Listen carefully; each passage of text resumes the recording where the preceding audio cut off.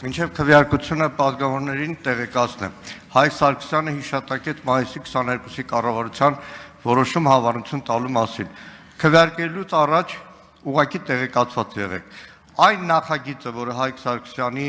հեղինակածն է եւ հիմա քվեարկվելու է,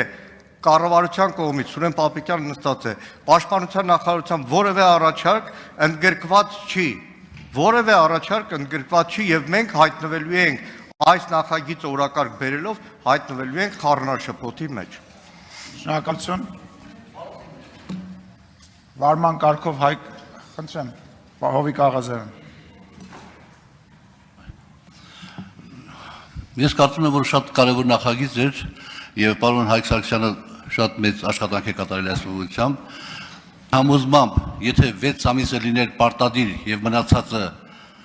արդեն ինչպես նախագծում է, ապա շատ հնարավոր էր, որ դա գործուն ազդեցություն ունենար այն խնդրի լուծման համար, ինչ որ հետապնդում է պարոն Սարգսյանը։ Ստիպված պետք է դեմ քվեարկենք։ Շնորհակալություն։